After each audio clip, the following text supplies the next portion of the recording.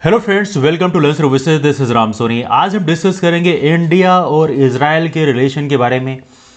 हाल ही में इजराइल के एक राजदूत हैं, उन्होंने ये स्टेटमेंट दिया कि भारत ने जो इजराइल और पैलेस्टीन के बीच में कन्फ्लिक्ट हुई, स्पेशली हम कहें इजराइल और गाजा के बीच में कन्फ्लिक्ट हुई, उसमें इंडिया ने बेसिकली यहाँ पर इनको समर्थन नहीं दिया, सपोर्ट नहीं किया। इसके बारे में बात करेंगे।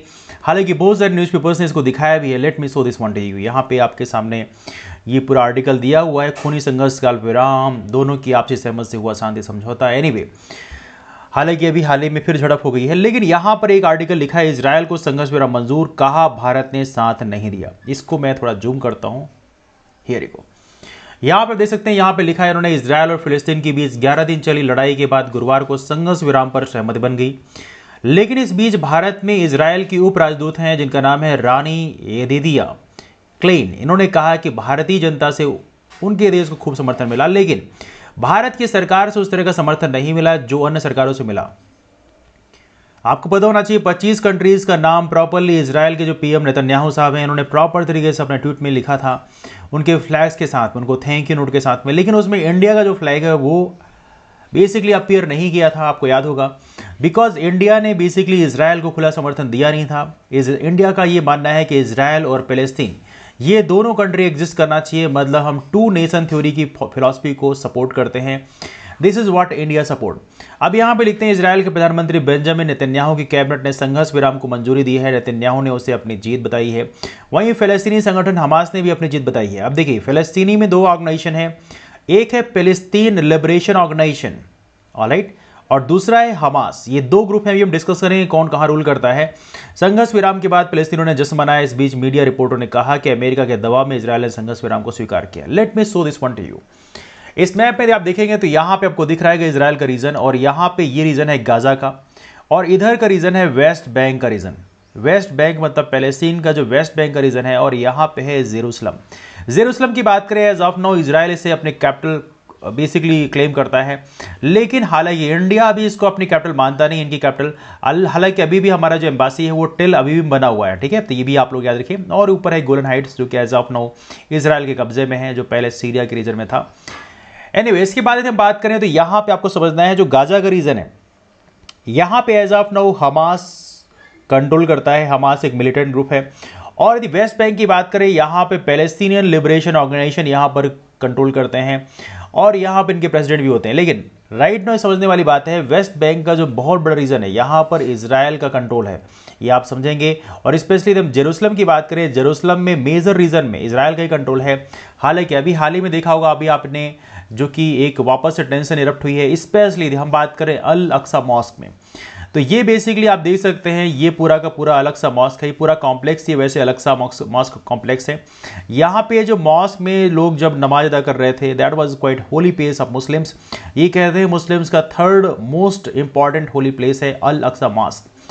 ये आप देख सकते हैं, वेस्ट बैंक में स्पेशली यरूशलेम की बेसिकली ईस्टर्न साइड है, बेसिकली लोकेटेड है ना।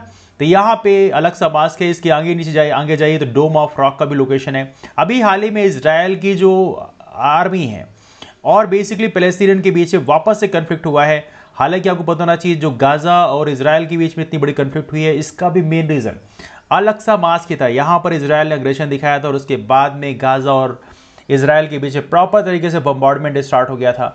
राइट नाउ एक फिर से अल अक्सा मॉस्क में प्रॉपर तरीके से एक बार फिर से कन्फ्लिक्ट हो गया है इजराइल और पैलेस्टीनियन के बीच में। हालांकि वहां पे पैलेस्टीनियन आर्म्ड नहीं थे, लेकिन ऐसा माना जा रहा है पैलेस्टीनियंस जो है इजराइल के ऊपर बेसिकली उन्होंने कुछ पत्थर फेंके और कुछ चीज़ें फेंकी।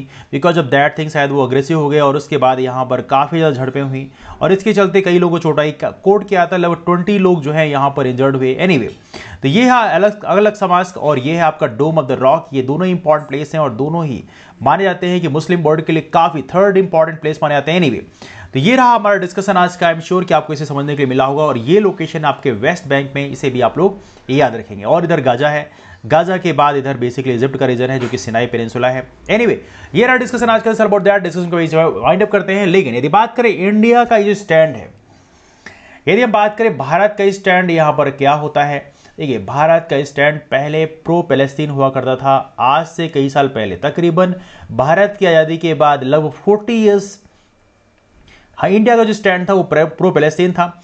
इसके बाद देखा तो 40 साल के बाद हमने थोड़ा स्टैंड इजराइल की तरफ भी अपना झुकाव करना स्टार्ट किया और इजराइल में भी अपनी एम्बेसी है और बाकी चीज़ें सर्विस करना शुरू कर दिया। इजराइल के साथ भी अब हमारे टर्म बनने लगे। इवनली हमारे जो पीएम है as of now PM Narendra Modi, ये इजराइल में विजिट करने वाले पहले पीएम बने हैं, पहले Indian PM. That's why we are building the relation with Israel as well. तो इजराइल के साथ भी अब हमारे संबंध काफ़ी अच्छे हैं। हालांकि as of now Israel place in conflict में हमारे देश में लोगों का भी मिक्स रिस्पांस रहा। कुछ लोगों ने इजराइल को सपोर्ट किया, कुछ लोगों ने पैलेस्टीन को सपोर्ट किया। बट एनीवे, यदि इंडिया की बात करें, भारत जो है यहाँ पर टू नेशन थ्योरी को प्रोपाउंड करता है। भारत नहीं कहता कि यहाँ सिर्फ इजराइल होना चाहिए या सिर्फ पैलेस्टीन होना चाहिए। भारत कहना यह है कि यहाँ पे इजराइल भी होना चाहिए, यहाँ पे पैलेस्टीन होना चाहिए, मतलब दोनों नेशन यहाँ पर एग्जिस्ट करने चाहिए। This is the stand of India. Anyway, आपको क्या लगता है कि भारत का स्टैंड यहाँ पे क्या होना चाहिए? आपने कमेंट में जरूर अपने ओपिनियन शेयर करिएगा।